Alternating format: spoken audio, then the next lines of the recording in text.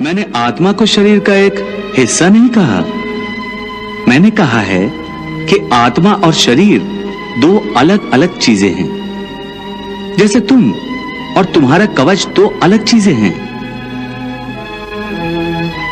तुम्हारे कवच के दो टुकड़े हो जाएं तो उसका यह अर्थ नहीं होता कि अर्जुन के दो टुकड़े हो गए। जिस प्रकार तुम और तुम्हारा कवच दो अलग अलग वस्तुएं हैं, या तुम और तुम्हारा यह रथ दो अलग अलग वस्तुएं हैं, उसी प्रकार मनुष्य का शरीर और उसकी आत्मा दो अलग अलग वस्तुएं हैं। यूं समझ लो कि जिस रथ में अर्जुन बैठा है वो रथ अर्जुन नहीं है।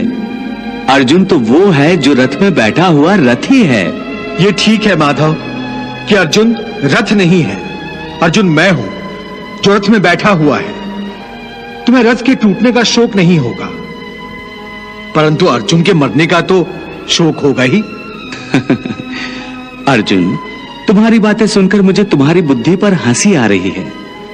अपनी तरफ से तुम बड़े पंडितों और ज्ञानियों जैसी ऊंची ऊंची बातें कर रहे हो, परंतु तुम्हें यह पता नहीं कि जो सचमुच ज्ञानी होते हैं वो ना उनका शोक करते हैं जो मर गए हैं, और न उनका शोक करते हैं जो अभी नहीं मरे हैं, क्योंकि वो जानते हैं कि जो मर गया है वो फिर जन्म लेगा, और जो अभी जीवित है वो अवश्य मर जाएगा।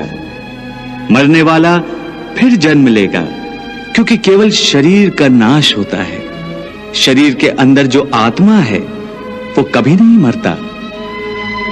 हे पार्थ, इस संसार में दो ही वस्तुएं हैं, एक शरीर और दूसरा उस शरीर में रहने वाला शरीरी।